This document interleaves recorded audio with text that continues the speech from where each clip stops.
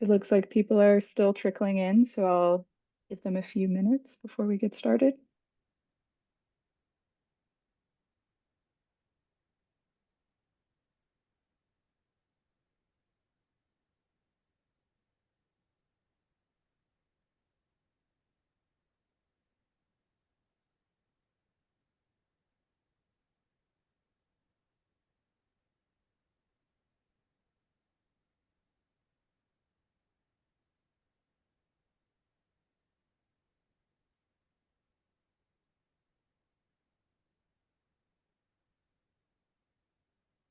All right. Good morning. Thank you for joining us for our Invasive Species Action Fund General Information webinar. My name is Madeline Schuster. I'm the Communications and Administration Coordinator at the Invasive Species Center, and I'll be your moderator for today. This morning, we'll be going through the applicant guide and giving you information on how to apply for the Invasive Species Action Fund. You'll have the opportunity to ask our speaker, Kendra Jolly, the Grants Coordinator at the ISC, any questions at the end of the presentation, but feel free to ask questions in the chat during the presentation, and I'll do my best to answer them. At the end of the presentation, please put any questions into the Q&A. It'll just make it a lot easier for me to review and pose them to Kendra. All right, thank you so much for joining us. I'll pass it over to Kendra. Good morning. Thank you everyone for joining us, as Madeline said, and thank you, Madeline, for the introduction. I'm Kendra Jolly. I'm the Partnership and Grants Coordinator at the Invasive Species Center, and I'll be going through the application process, answering some general questions that we typically get, and talking about some different updates that we do have for the Invasive Species Action Fund this cycle. Just to help improve video quality, I am going to be turning my camera off as we're going through, and I will turn the camera back on as we get into our Q&A session. Okay, so let's go ahead and get started here. All right, so again, thank you for joining us for our Invasive Species Action Fund information for 2026-2027 applicants.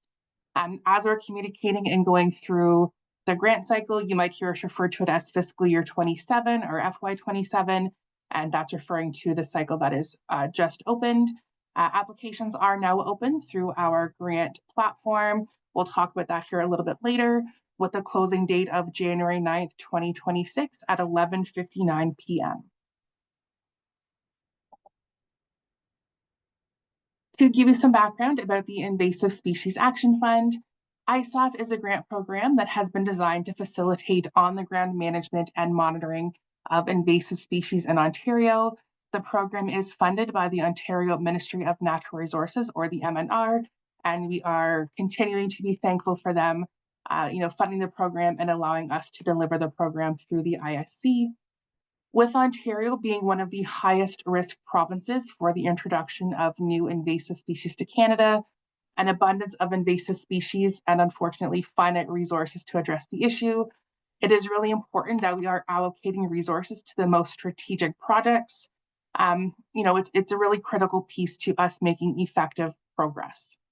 So with that, we are excited to be announcing some updates to our fourth cycle of the Invasive Species Action Fund. So we do understand that there are some gaps in the landscape. So great work towards the prevention and eradication of invasive species continues to happen across the province. We are seeing fantastic projects coming through, the work being done by conservation authorities, Indigenous groups, municipalities, volunteer groups. It's really great to see in the capacity building that is happening across the province. However, we do understand that there does continue to be one major challenge that we're all facing, and that is funding. While ISAF 2026-27 does not fully solve the problem, it does continue to help close the delta between that demonstrated need and the gap in resources. With your help, we hope to continue demonstrating the potential of volunteers, land managers, conservation professionals, and a range of others to affect change at a provincial scale. And we see year over year an increase in volunteers, an increase in applications. So more work is getting done, which is wonderful. We have had great success with our previous cycles, as we're going to see in the upcoming slides, and we are really eager to continue the work that we're seeing across the province. So this is just a brief infographic on some of the impacts of the fund for 2025-2026. So our current cycle for projects that will be ending in March of 2026. This doesn't include all of our key performance indicators, but here are some really great ones. Over 245 groups have been mobilized. That includes partners to our applicants. Over 700 youth are engaged in projects. Every dollar is being matched. More than 118 support staff and more than 2,000 volunteers. 40 Indigenous groups, 127 municipalities. We received over 170 applications. Sorry, that switched over a little quicker than I anticipated there. So we do have a bit of an update. We did actually receive 181 applicants or applications this cycle. Projects funded were 102 projects. Total amount requested by all applicants to ISAF was over $2.4 million. And what we really love with our projects is that we do have a matching requirement. So for every $1 that is requested through ISAF, there is at least a $1 match from that applicant. So for every $1 for ISAF is a $2 towards that project. So that's going to help us double the impact. Couple of additional key performance indicators, and one thing that I do want to focus on is that these KPIs are self-reported from our applicants, so they are also anticipated outcomes. We will have updated KPIs and actual numbers come the end of their projects, so these are what we are kind of working towards.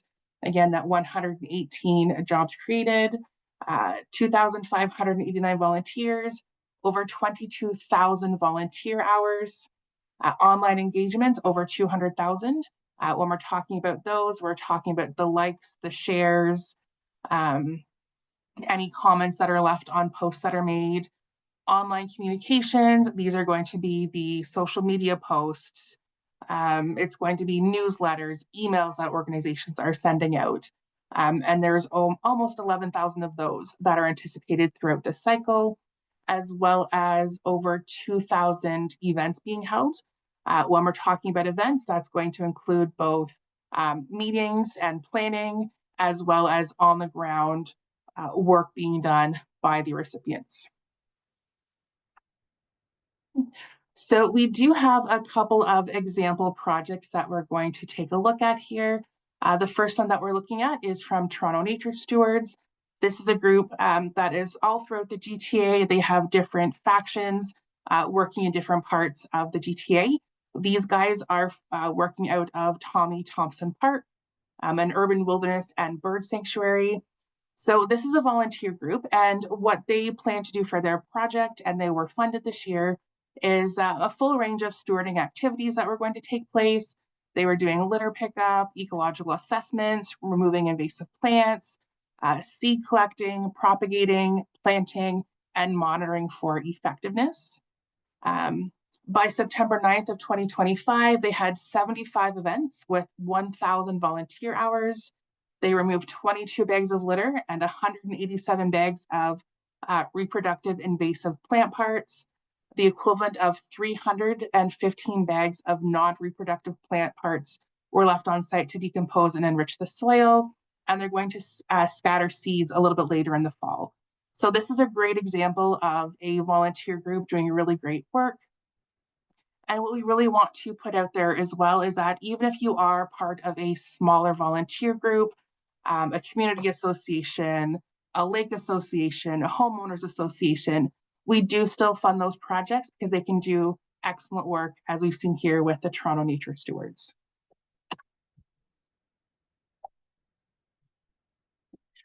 We've also got a bit of a project here from Birds Canada. With Birds Canada, they are a larger organization, and they did apply to our higher stream of funding. So I will say for Toronto Nature Stewards, they were one of our microgrant recipients. With Birds Canada, they are one of our higher streamed of funding recipients.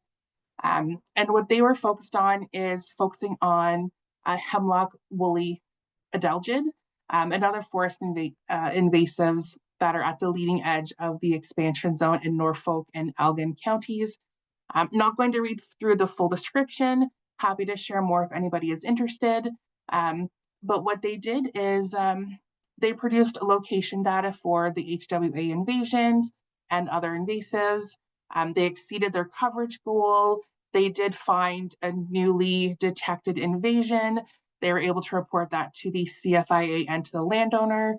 And they're also letting landowners in the, the general vicinity and surrounding areas know to be aware and what they can do to kind of help prevent and manage going forward. So another really great example of a project that we've seen coming into the Invasive Species Action Fund. So just to review some of the funding streams that we do have. So again, thank you to the support from the MNR. This cycle of the Invasive Species Action Fund is going to continue to offer 3 different streams of funding for applicants to choose to apply to. And we are continuing at the higher funding caps that we did implement with the last cycle.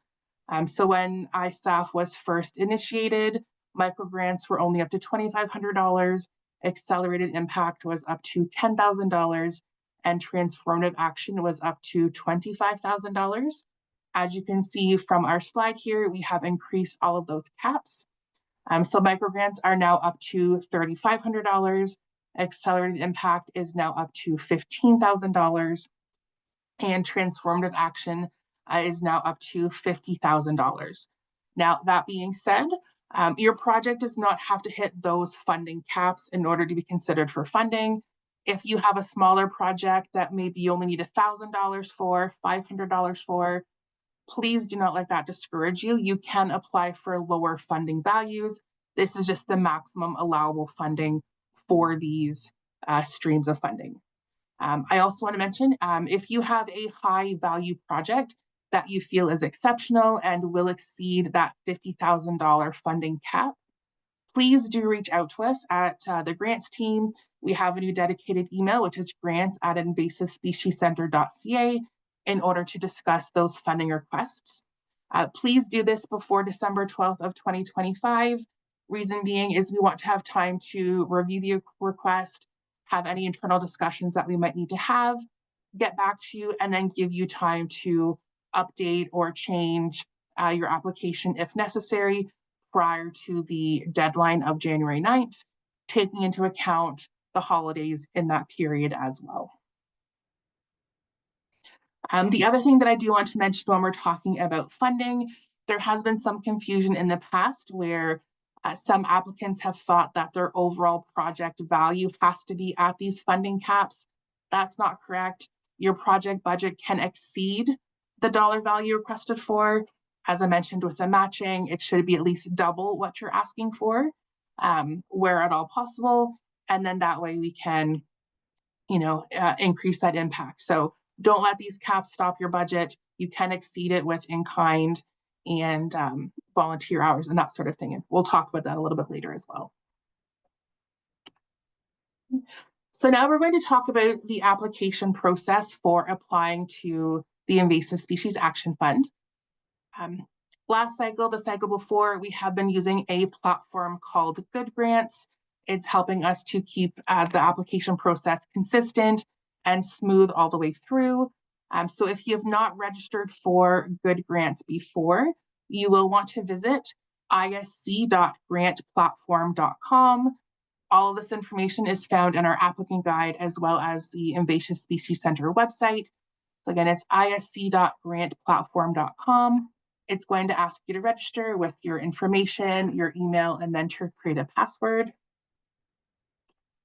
Once you do that, you'll just get a pop-up to verify and confirm your email address, which is pretty typical to most registration processes, I would say. Once you've done that, you're going to get into Good Grants. And this is where you're going to start your application process. So you'll see a square there that says Invasive Species Action Fund, Start Application. Once you click on Start Application, you will then move through the process and answer the questions for the application. One thing I do want to mention, we do have a couple of different programs running. Not all of them are for the grants. So when you do go into Good Grants to start your application, please do be sure that you're looking for the Invasive Species Action Fund. when you're applying and that you're not accidentally going through a different form. It would become pretty apparent pretty quickly because it's not going to make sense if it's not the ISAF form, but just something to be aware of and hopefully save yourself a little bit of time. So once you get into Good Grants, you're going to see the tabs for the application. We try and break it down and keep it as straightforward as possible. So you have our Start Here tab, which is what we're looking at. You'll see the information that's shown on the screen here in Good Grants as well. We've got the eligibility requirements, applicant information, your project descriptions, budget details, KPIs, and then supporting materials. So the one thing I do want to bring your attention to on the Start Here tab is that we do have two links that you're able to click on and download. We have a Word version of our applicant guide. At the end of the applicant guide, I believe in Schedules B and Schedule C, we have a Word version of the microgrant application form, as well as an application form in Word for the accelerated impact and transformative action streams of funding. The reason we have it available in Word format is that we understand that some organizations like to work on their projects or their applications collaboratively. So having the Word version, it's one that can be easily shared amongst all of you that you're wanting to work with. You can edit, revise as needed, and then once it's completed, you're going to want to copy and paste those answers into Good Grants. We cannot accept the Word version of your application as your application. It's just one tool that allows you to work collaboratively with your colleagues. Another way around that is you can share your login details with colleagues or partners and work within Good Grants themselves, but you're not able to have separate logins and collaborate on the same application. We've got the PDF version there as well. That's just for your knowledge to help you work your way through it if you want to have it as a side-by-side, because our applicant guide does detail a lot more information than what we're able to include on Good Grants specifically. I'll also note we do include the Good Grants Ultimate Guide for applicants. If you're having any issues going through the application process, any technical issues with Good Grants itself, that link there underneath the two guides is a really great resource that you're able to access and try and troubleshoot should you need to. Moving on to our next tab here, it is the eligibility requirements tab. This page is going to ask, kind of what organization you're with. It's going to ask whether or not your project is going to be occurring on private lands. This question can sometimes trip applicants up. So when we're talking about private lands, what we're really referring to is lands that are owned by private individuals for personal use only. These are not lands that are open to the public. So if you're a conservation authority or a land trust, the public is able to use those lands. That is just fine. We don't consider those private lands. However, it's a private lands for personal use. At that point, it would be an ineligible project with a caveat, but we'll get to that a little bit later as well. Another thing I do want to mention, and it's why we've got this specific question on the slide here, is does your project involve invasive Phragmites? If the answer is yes to that question, unfortunately, it cannot be funded through the Invasive Species Action Fund.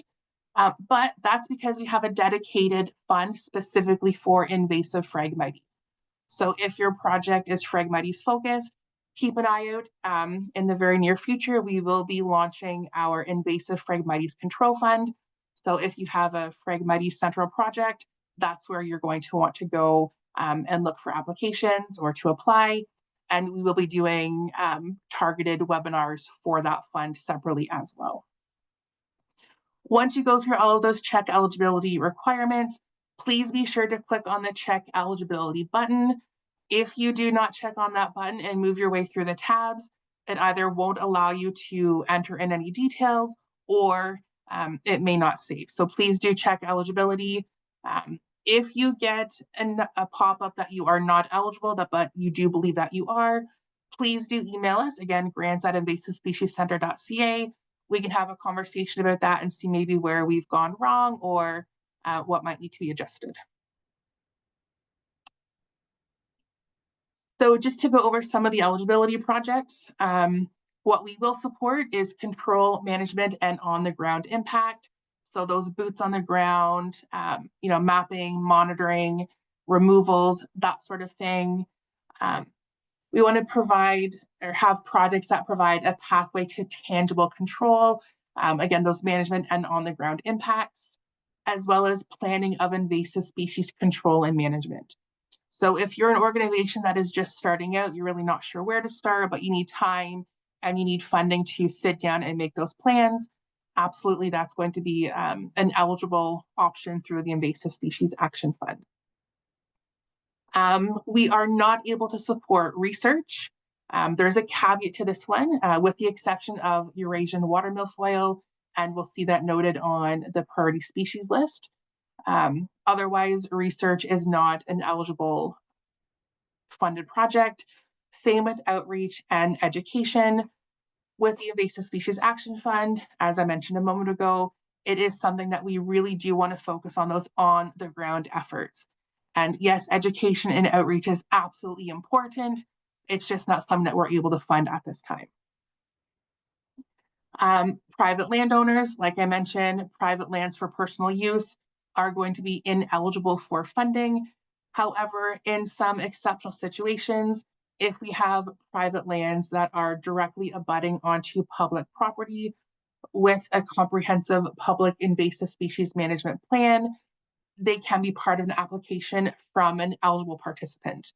So to kind of put an example into what we mean by that is that if there is property that you own that's on a roadway, and let's say in the ditches there are Phragmites, or sorry, not Phragmites, if we have an invasive species in the ditches that is getting close to coming into your property, if the municipality is applying for funding or whoever manages that land is applying for funding to deal with that invasive, your property may be considered in a partnership with the municipality because it is so close to where that invasive is occurring. And again, as I mentioned before, Phragmites focus projects are not able to be supported, and we do have the IPCF opening very soon. So I'm not going to go through the entire list of priority invasive species. Now this list is for the accelerated impact and transformative action streams of funding. We've got a list of priorities for terrestrial plants, forest pests, as well as aquatics. So if you're seeing a species on the list that you're wanting to combat, this means that you are eligible to apply for the two higher streams of funding, again, being accelerated impact and the transformative action stream of funding. If you do not see your species on these lists, or on this list, I should say, we would very strongly encourage you to apply to the microgrant stream of funding. The microgrant stream of funding is focused more on local priorities to where your project is occurring, not the province-wide priorities that we are seeing here on this list. As I mentioned before, with the research-based projects, that is a caveat for Eurasian water milfoil. So EWM is a priority for projects that are based on innovation and research. So for example, new and innovative management practices. We're not able to fund projects related to Eurasian water milfoil management or removal at the two higher streams, but it would remain eligible to apply as a microgrant. We've also got our key themes, which have changed this year. Again, for the microgrants, they are a little more broad. So for microgrants, our key themes focus on volunteer stewardship, collaborative action, and capacity building. When we're looking at the key themes for accelerated impact and transformative action, they have changed a little bit from what you may have seen last year if you are coming back to apply again. I will go through these with a little bit more detail than what we're seeing on the screen. The additional details can be found in the applicant guide. So what I'm saying, you can find again. So please don't think that you have to write it down, hurriedly or try and catch everything. So when we're looking at the prevention and protection of high value ecosystems, We're looking at protecting pristine watersheds and the Great Lakes coastal areas from the threat of invasive species, as well as proactive surveillance and early detection and intervention where we can. When we're talking about early detection and rapid response, we're looking at targeting those leading edges of invasion and newly established populations. Also looking at focused work towards planned local or regional eradication efforts. When we're talking about strategic management and control, we're looking at the development and implementation of local or regional management plans for priority invasive species, as well as long-term and multi-year invasion species planning and execution. So if you've got a plan that's going to span multiple years, please include that in your application. While the Invasive Species Action Fund is only able to fund projects on a year-to-year basis, we're not able to do multi-year funding yet. That doesn't mean that we don't want to hear about your project. So please do include all of that. Addressing pathways of introduction and spread. So with this, we want to see action-oriented projects that are led by industry or sector-based organizations that will help reduce the risk of invasive species entering or spreading through human-mediated pathways. So with this, we want to focus on areas such as organisms in trade, so projects that are going to address risks from the invasive or regulated species that are sold through plant nurseries, horticulture and landscapes, through aquarium and pet trades, live food markets. With this, we want to see an emphasis on industry-led approaches to help reduce unintentional spread and prevent those new introductions. So for example, modeling initiatives to promote native or non-invasive alternatives, exploring labeling strategies, things like that. We're also looking at a pathway of spread through recreational watercraft. So with this, we want to see projects that are targeting the movement of invasive species between water bodies via overland transport of recreational watercraft, marine industry-led projects. We do have some eligibility caveats for recreational watercraft, and that's going to be things such as not being eligible for capital expenditures. So large infrastructure, we're not able to fund that. And it must also include on the ground activities. We are looking at industry and transportation corridors. So things like clean equipment protocols and best management practices for utility, construction, mining, and transportation sectors. Indigenous leadership and integration of traditional knowledge. We have had projects in the past that have included, interviewing elders and getting that traditional knowledge and using that traditional knowledge as ways to move forward with invasive species management. So we'd love to see that continue. Multi-stakeholder collaboration and community empowerment. So if you're working with other organizations, there's power in numbers, so really showing that collaboration aspect. And then innovation and knowledge sharing. So new ideas that are coming forward with the intent of building out these new ideas, trying these new ideas, and then sharing what we've learned with others in our industry, through ISAF, different methods.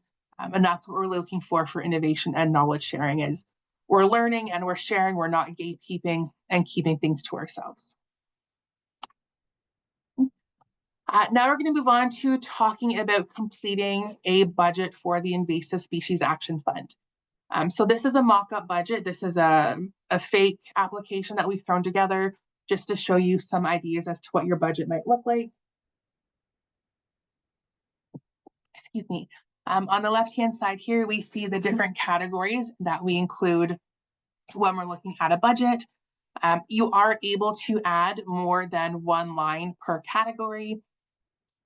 So looking here, we have got under salaries and human resources, we've got a project coordinator, staff time to map and monitor giant hogweed across 4 municipal parks. They're requesting $500 in this example. They're matching that request with $700, as well as another in-kind match of $1,250. for an overall project budget for that line item of $2,450. We do like to see the breakdown as best you can. So here we've got the 28 hours at $25, Mercs included. When we're talking about the Mercs, those are going to be your mandatory employment related costs. So things such as, CPP, taxes, employment insurance, all of that is included in the Mercs. You may also have another line item for salaries and human resources where you might have a summer student or multiple summer students. So just because you only see one line item in the example, you're not restricted to just one line item. You do have the availability to add lines as necessary.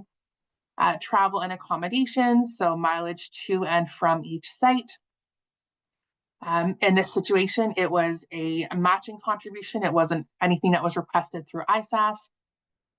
And that will depend on your project itself. So if you've got travel that you need to request funding for, please do. And we also provide guidance in the applicant guide as far as how to charge that mileage and what the fee per kilometer would be when calculating that. We've got professional services. So here we've got a contractor fee to treat and remove giant hogweed. This is going to include their staff time and equipment costs, estimated daily rate of $2,000, which is a direct ISAF request. Equipment and supplies, so mapping equipment, software licenses. In this situation, the applicant is requesting to get a tablet that they're going to include as part of their match, and they're asking for the $130 to put towards that software license. Communications, so in this situation, we're looking at printing temporary signage for public notification. If we're using any sort of herbicides, we need to include that public notice piece, so make sure that that's included there. Equipment and supplies, I just realized I skipped over that one. For rentals, so they're looking to rent a trailer for plant material disposal. If it's more economical to rent, you can absolutely include that in your application rather than purchase. And then administration. We do have a 10% cap on administration costs. So your administration funding requests that you're requesting through ISAF should not exceed 10% of your overall request to the fund. Now, if you look at the bottom here where we've got the total, after looking at all of those different columns, the ISAF funding request is $3,169.54. We have a matching contribution in cash of $855.44 and a matching contribution of in kind of $2,510. So an overall project budget in this example of $6,534.98. And that's where we see that one-to-one match coming in. In this case, they're exceeding the one-to-one match with their funding request being the $3,169 and the overall project being over $6,500. I would like to mention as well, when we're looking at in-kind cash versus in-kind contributions, we do see these as equal value. We do not weigh one higher than the other when we're reviewing these applications. So if you've got a large volunteer hour in-kind match and a lower cash value of in-kind, that is just fine. It can be all volunteer, it can be all cash. Again, we don't see one as any heavily weighted than the other one.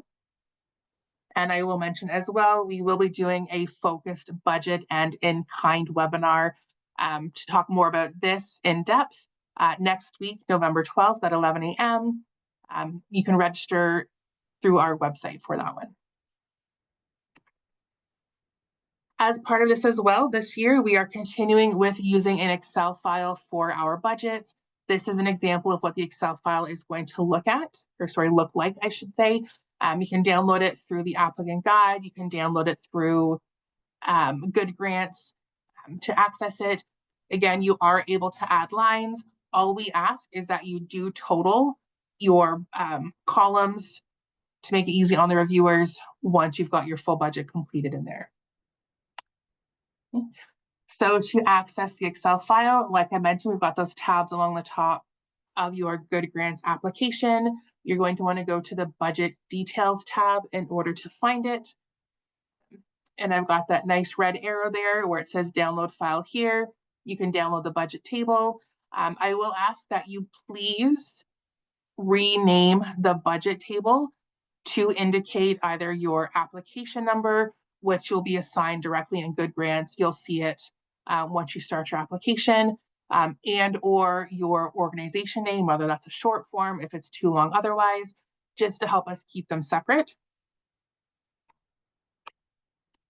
And then once you are done completing your budget in your Excel file, on the budget details tab, you will see the box that we see here where it says drag your files here or select attachments. You're going to want to upload that to the budget details tab. Please do not do that on the supporting materials tab. It just helps us keep it in the right spots for our reviewers. So we're going to go through some of the frequently asked questions that we do receive at the Invasive Species Center when we are running the grant programs. So which organizations are eligible? They're going to be the non-government organizations and charities, municipal and local governments, universities, colleges and schools, Indigenous communities or organizations, Indigenous governance, and conservation authorities, land trusts are also included in there. Like I mentioned, those community groups, lake associations, all included in the as an eligible applicant. Those that are not eligible to apply for funding, those are going to be the federal government departments and agencies, provincial government ministries, organizations and entities outside of Ontario. Because we are funded by the Ministry of Natural Resources of Ontario, we do need to keep those funds within the province to combat invasive species in Ontario specifically.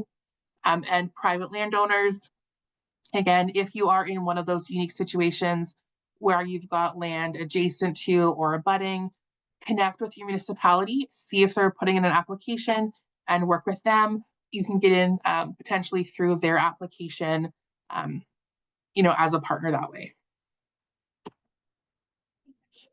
Can multiple applications be submitted for different projects by the same organization? Yes, absolutely. You can submit more than one application per organization. We know that there are some organizations out there that are quite large with different departments, and we see applications coming in from different departments, and that's just fine. That being said, we do encourage you to coordinate internally to submit the strongest project proposals. You're also going to want to make sure that the stream that you submit to reflects the project's need, as funding is finite, and we do anticipate the fund will be oversubscribed as it has been in all of the previous cycles. We're getting a lot of really great applications, a lot of requests for funding, and unfortunately, we just don't have the funding available to give it to everybody who is applying. So with this, we really want to encourage quality over quantity and make sure that your funding request is appropriate and realistic to the project that you're trying to complete or wanting to complete. One of my species of interest is not listed as a priority. The microgrant stream, as mentioned before, does support locally identified species priorities.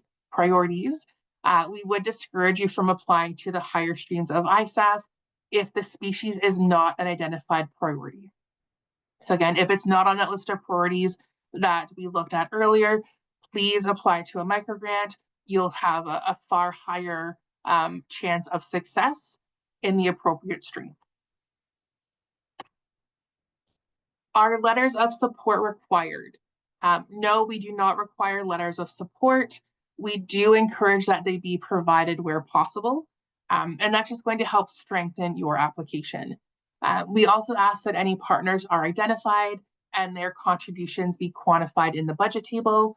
So if you have a community group that is maybe receiving funding from a local municipality or a township, please include that in your budget. That's going to help increase your in-kind because you're bringing that to the table as part of your project. Now, that being said, should the contribution of any partner be rescoped in a substantial way, either after submission or during the project, we do ask that you please notify us at the ISC, again at grants@invasivespeciescenter.ca.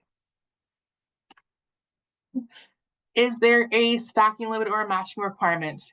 Yes, sorry, that should say 26, 27. Does require a one-to-one funding match for all projects. Any projects that are focused on a federally regulated species are encouraged to exceed that one-to-one match by looking for additional funding. Um, Also, cash and in kind, ISAF does consider any outside contribution, whether again that's cash or in kind, to be weighted equally. Understanding that approaches assessing true in kind contributions can vary. We are going to have that focused webinar next week to help detail what can be considered in kind and how to really calculate that. So to complete your ISAF applications for all streams are going to be completed online through Good Grants.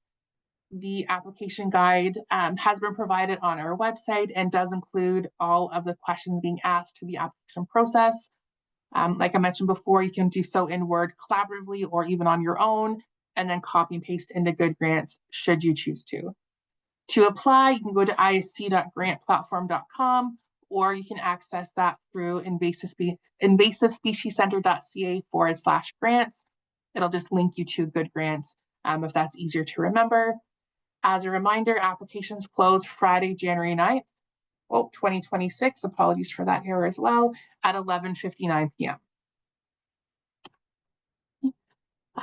Any questions, specific feedback? We're happy to answer any general questions that you have here.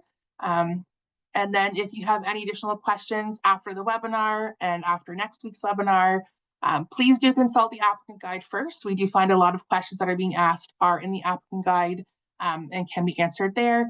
If you're not able to find the answer after consulting the guide, please do reach out to the grants team at grants@invasivespeciescenter.ca.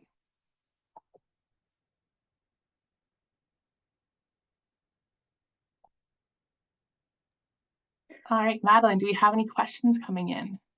Thank you, Kendra. We do have some questions coming in. So the first question we have, you did answer whether we're allowed to submit multiple applications, but I have someone asking, does ISAF allow multiple projects to be bundled into one application? I assume if they're not um, necessarily related, but under the same organization. Yeah, if they're not related, I would recommend submitting multiple applications. Reason being, we've seen applicants in the past fall into the trap of including multiple species that they're wanting to focus on in their application, but then they tend to fall out through the application. So what might start out as a water soldier project that lists water soldier as a priority, it very quickly turns into like a garlic buster project. So I would recommend keeping them separate, focusing on the quality versus quantity. In that regard, if they are the same project occurring on multiple sites, at that point, I would bundle it together. This person also asks, is there a preferred method for treating invasive species, e.g. mechanical, chemical, or cultural? For that, I would recommend you consult the best management practices for that particular invasive. As long as it falls within the BMPs, you are good to go. And whatever makes sense for your project, depending on kind of where it is, the lands, who owns the lands, who manages the lands, BMPs are going to be your first line of defense for that. All right, I have someone asking if boat washing stations would be an applicable or an eligible purchase for a project. And if the actual station is not fundable, are other steps or actions in a station setup fundable? So that is a conversation that we might need to have separately depending on what your needs are. I would say from the offset, a boat wash station would likely fall under the capital expenditures. So the station itself is likely not an eligible expense, but depending on what the additional steps or other items are that you're looking to do, they may be eligible. So I'd recommend sending us an email and we can have that conversation. All right, I have someone asking, can ad hoc groups with no public history or established presence apply? Absolutely. So, like I mentioned, we've had community groups such as lake associations, cotters associations. You can absolutely submit your application. Likely more so to a micro grant stream of funding if you're just starting out and you don't have a lot of history. But we do want to give you that opportunity. Right. I have someone asking if you applied in previous years, can you upload slash edit prior project descriptions or details for the current grant application, specifically if your project is a multi-year effort? You can. I believe you'd have to copy and paste. I don't believe you're able to copy your previous application into the new year's application. So copy and paste, but please do include any updates, any changes, successes that you've had. Don't just do a direct copy and paste with no updates, but if you're going to update and provide more details, absolutely. Okay. Um, Someone asks, in terms of research not being eligible, they're wondering if partnerships with universities to develop site-specific baseline studies and monitoring would be eligible. And they give an example of funding a graduate student in a restoration or landscape architecture program to assess the current state of invasives on a property and develop a management plan. I think that's another one where we'd have to have the conversation kind of offside. It sounds very specific to that one individual, so I'd recommend emailing us. The reason being is we would need more details to really answer that question, as far as kind of what kind of lands, the invasive itself, is it a priority? So not saying no, just need to have more details. Okay. Someone asks, can grant application funding be used to offset paid services for a consultant or scientist supporting the project? Consultant, yes, absolutely. Scientist, it would depend on what activities the scientist is undertaking. But yeah, we can absolutely use it towards staffing costs. Caveat to that is if it's a municipal position that would already be in existence or continue after the project, um, at that point, no. But if it's other staffing costs or consultants, contractors, absolutely. Okay. I have someone asking if a project focusing on buckthorn would be eligible for a larger non-micro grant if it were at a scale that's large enough to warrant additional funding, or if the larger grants are only available for priority species. Yeah, with accelerated impact and transformative action, it would have to focus on the priority species. We wouldn't be able to fund higher than the microgrant for buckthorn. Um, Someone asks, do matching cash contributions need to be confirmed, or that can they be currently applied for or pending? They can be pending as long as there is a good chance of success with that matching fund. Now, as mentioned through the webinar, if you put it in there in your application and something were to change substantially, just reach out and let us know, and we can work with you on that. Okay. Um, Someone asks, could you please again quickly summarize the options for EWM grant funding? Yep. So for your Eurasian water milfoil, it is eligible for management practices under the microgrant stream of funding, so capped at $3,500. If somebody is looking to do a transformative action or accelerated impact stream of funding, it would have to be research based for innovation and new management methods, new control methods, things like that. We can't, or we're unable to fund management or removal for those higher streams for EWM. Okay. Um, I Yes, someone from the chat just moved their question over. But they are part of a conservation authority working with counties and municipalities to manage and control knotweed and giant hogweed down a river system. And they have many properties along the watercourse, but they would also target some private landowners. And they're wondering if they would be eligible for funds if private lands are contributing about 15 to 20% of the land base of this program. Yeah, it does sound like that would be eligible, especially if it is the Conservation Authority that is applying and the landowners would be would be partners, not applicants themselves. Um, Specifics, we maybe want to have another chat kind of offline to confirm that, but from the sounds of it, because the landowner would be a partner and not the sole applicant, it would fall into the more eligible side of things. Okay. And then a final question, I think this may have already been answered with the boat washing station, but they're asking if this grant would support preventative measures. So for example, building a canoe decontamination station in a canoeing area. Yeah, again, it's one that we want to have a conversation about. I'm not familiar with the costs associated with building that type of station, but we're definitely open to having that conversation and seeing what we might be able to work out together on that one.